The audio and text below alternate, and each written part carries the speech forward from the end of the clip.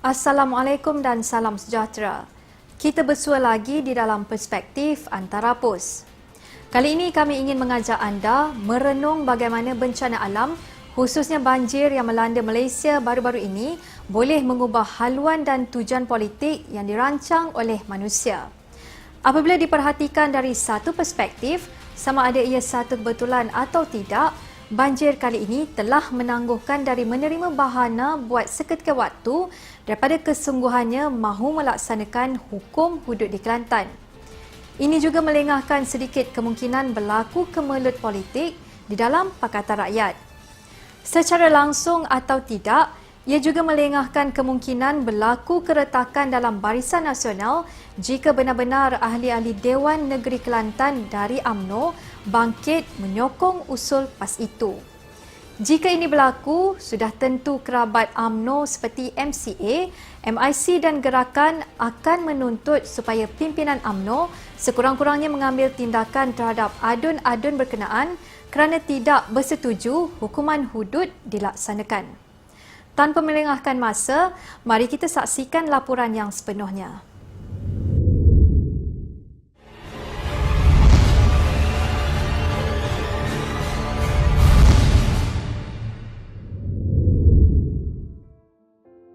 Saya faham, tapi saya ingat tak payahlah gitulah. Sebabnya gini, supaya kita cakap hudud lah deh. Dia kata kalau logo ni kalau tak ada saksi 2-3 orang ni, tak jadi logo. Orang logo tak ada saksi ke? Hudud tak setujulah. Benda ni tak masuk akal lah. Ni benda zaman-zaman dulu boleh pakai. Kalau ni tak ada zaman hudud.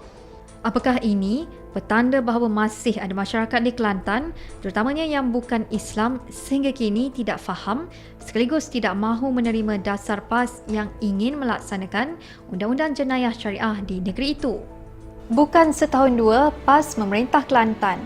PAS sudah berkuasa sepenuhnya di negeri itu sejak tahun 1990.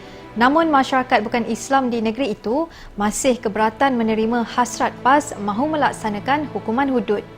Tetapi kesungguhan PAS mahu melaksanakannya tahun ini juga dan penolakan rakyat Kelantan bukan Islam terhadapnya tiba-tiba terencat dilanda banjir besar. Akan berubahkah landscape politik di negeri itu? Boleh jadi juga lah saya ingat. Boleh jadi juga. Selama ni tak jadi gitu. Dah, dia jadi gitu. Hukumnya gitu, jadi naik air pakar. Jika ditelah sekali lalu, sekiranya Kelantan tidak ditimpa bencana pada hujung bulan lalu, besar kemungkinan perimbangan politik di negeri itu khasnya dan negara secara amnya sudah banyak berubah. Ini kerana pada 29 Disember lalu, Kelantan dijadualkan mengadakan sidang Dewan Undangan Negeri khasnya bagi meminda beberapa peruntukan di dalam Enactment Jenayah Syariah 2 1993. Sekiranya tiada banjir besar melanda negeri itu hingga memusnahkan segala kemewahan, merosakkan harta benda dan mengorbankan nyawa, tidak mustahil pindaan enactment itu sudah dibahas dan sudah diluluskan.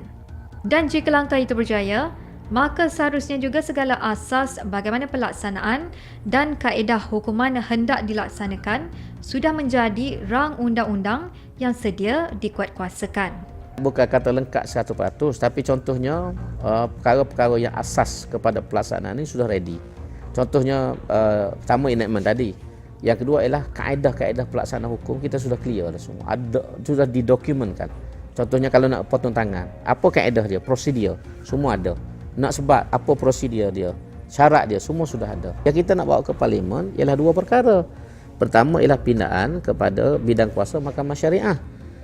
Itu satu. Yang kedua ialah perkara 76A1, meminta kebenaran parlimen kepada Dewan Negeri untuk gubal undang-undang yang di bawah bidang kuasa parlimen.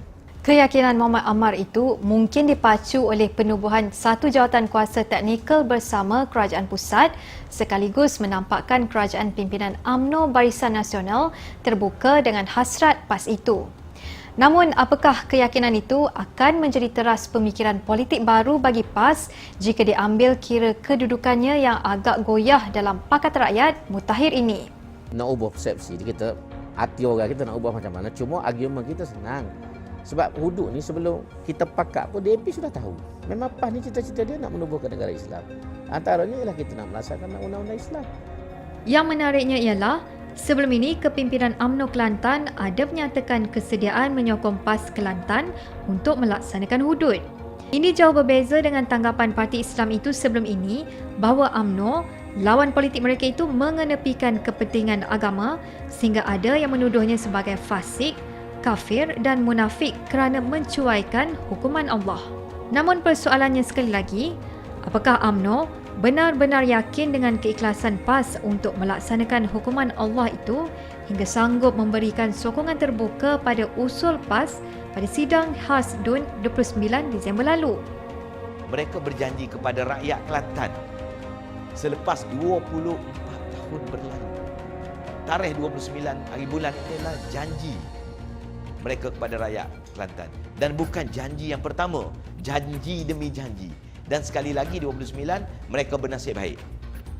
Tetapi rakyat masih menunggu. Banyak salah faham dan amalan menuding jari berlaku di antara Kerajaan Pusat UMNO Barisan Nasional dan Kerajaan PAS Kelantan untuk menentukan pihak mana yang harus memulakan usaha melaksanakan syariat Islam ini. Maka timbullah fitnah dan cercaan bahawa UMNO ini cetek pengetahuan dan kurang amalan agama hingga dituduh munafik dan membawa perjuangan sekular. PAS juga sering menggunakan alasan hasrat hudud mereka dihalang UMNO melalui pelbagai kerenah pentadbiran dan kekangan perlembagaan yang menetapkan mana-mana peraturan yang diluluskan oleh kerajaan negeri akan terbatal jika ada percanggahan dengan perlembagaan negara. Sebab itulah kita nak bawa ke parlimen.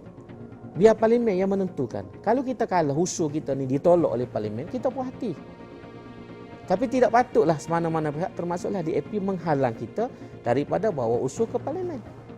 Kita bersedia untuk melaksanakan Qanun Jenayah UMNO daripada dulu lagi. Cuma kerana halangan-halangan tertentu daripada Kerajaan Persekutuan, maka kita terpaksa tawakuf ataupun kita KIV dulu. Selepas daripada itu, kita menampakkan Kerajaan Persekutuan juga berminat. Kita quote and quote maknanya dia berminat. Sama ada dia ikhlas ataupun tidak itu dia suka pasal. Tapi kita berikhtiar supaya kita boleh bawa private bill ke parlimen untuk mendapat persetujuan daripada Kerajaan Persekutuan ataupun kelulusan daripada parlimen. Bagaimanapun, anehnya darjah kemarahan dan kekecewaan PAS terhadap sikap UMNO ini tidak pula setara dengan tentangan yang diterima daripada rakan-rakannya di dalam Pakatan Rakyat, terutamanya DAP. PKR sehingga kini bertegas mahu melihat dokumen hudud dan kaedah pelaksanaannya yang lengkap jika mahu ia menyokong PAS, manakala DAP pula mengguna pakai hujah hudud bukan sebahagian persetujuan bersama mereka di dalam pakatan. Nak dilaksanakan sesuatu seperti hudud, sekiranya mungkin kalau PKR atau PAS setuju tapi DAP tak bersetuju, ia tidak boleh dilaksanakan dalam Pakatan Rakyat. Ia mesti dibincangkan dulu sehingga ketiga-tiga pihak bersetuju. Nah, oleh itu saya rasa isu tak timbul kerana ia bukanlah dasar pada masa ini untuk Pakatan Rakyat. Saya rasa itu mesti jelas. Bila kita wujudkan Pakatan Rakyat ni dalam persetujuan bersama yang ditandatangani oleh Datuk Seri Anwar, oleh Lim Guan Eng dan juga Tok Guru Jadi, memang sebut kita bersetuju untuk tidak bersetuju.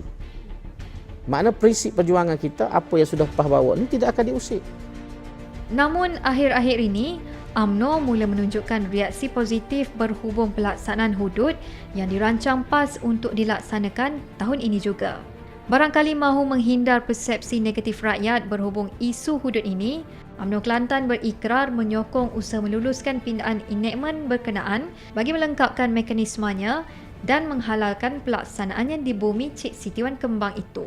Kita memang daripada Barisan Nasional ataupun daripada UMNO akan menyokong pembentangan ataupun enactment hudud yang akan dibentangkan Dewan di Musyawarah Dewan Khas baru hari ini. Kita dah bersepakat, kita akan menyokong.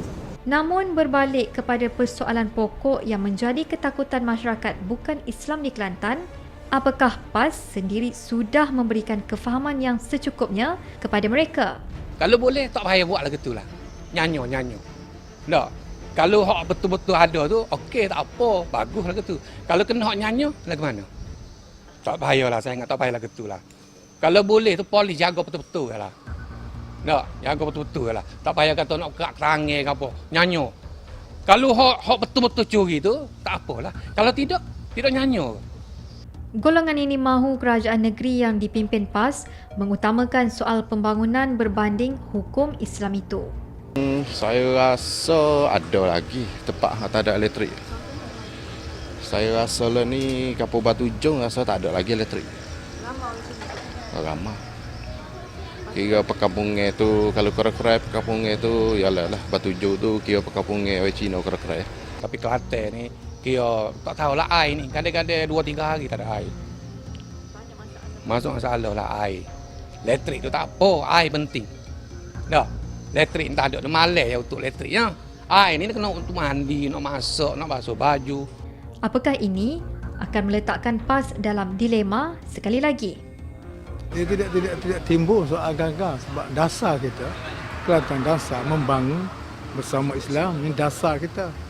Dan semua yang kita nak buat tak lari daripada dasar kita. Malangnya PAS terus berdepan dengan penolakan yang kuat daripada sekutu politiknya iaitu DAP. Umum tahu DAP amat alergik dengan istilah dan konsep hudud ini. Sukar dipastikan penolakan DAP itu atas sebab kurang faham atau kurang usaha PAS sendiri untuk mentarbiah pengertian hudud kepada kepimpinan DAP. Atau apakah sebenarnya DAP ini dirasuk Islamofobia? DAP bila kita sebut tadi, kita berpegang kepada perlembagaan Malaysia itu adalah secara integriti. So di sini ialah kita tak bersetuju kerana kita rasa itu bukanlah sistem yang telah dipersetujui selama ini. Dan tak ada sebarang persetujuan dalam Pakatan Rakyat ni untuk menghalang PAS daripada melaksanakan hudud. Jadi kalau DAP kata kita ni melanggar perjanjian, tidak betul. Sebab kita tak pernah berjanji. Tidak ada sebarang agreement bahawa PAS ni mesti stop. Walau apapun penafian PAS, selagi DAP terus menolak pelaksanaan hukum hudud, ia pasti secara langsung merenggangkan kerjasama politik di antara tiga parti itu. Dan jika sidang khas Dewan Undangan Negeri Kelantan pada 29 Disember lalu menjadi kenyataan, maka tidaklah mustahil politik Malaysia semakin kusut. Tetapi, ini semua perancangan manusia. Yang berkuasa menentukan sesuatu hanyalah Allah Subhanahu Wa Taala.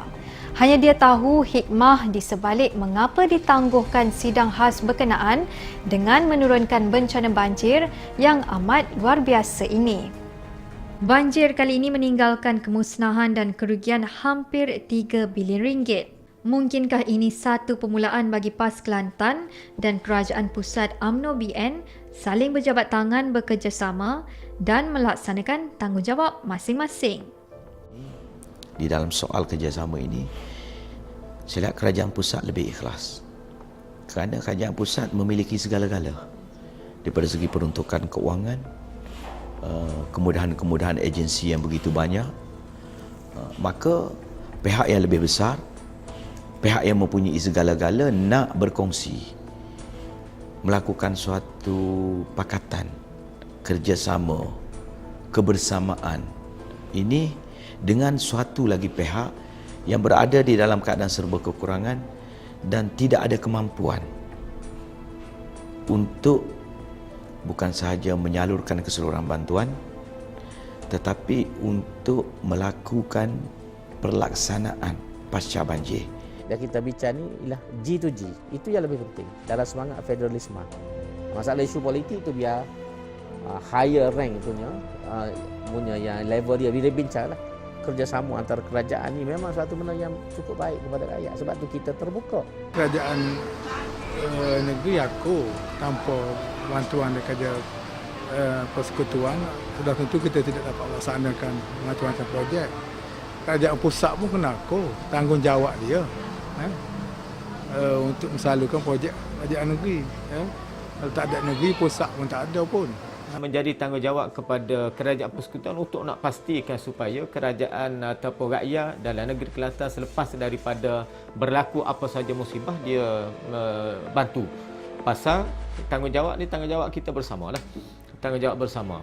Mungkin mesej banjir besar yang baru surut ini ialah untuk mengajar ahli-ahli politik Malaysia bertatih, memahami bagaimana mahu menjalin kerjasama dan muafakat yang lebih ikhlas dalam menawarkan diri sebagai pemimpin. Ia juga mungkin memberi peluang kepada rakyat dan pengundi di Malaysia menilai tahap keikhlasan dan menanam kepercayaan terhadap bukan hanya kewibawaan, malah ketulusan insan-insan politik Malaysia.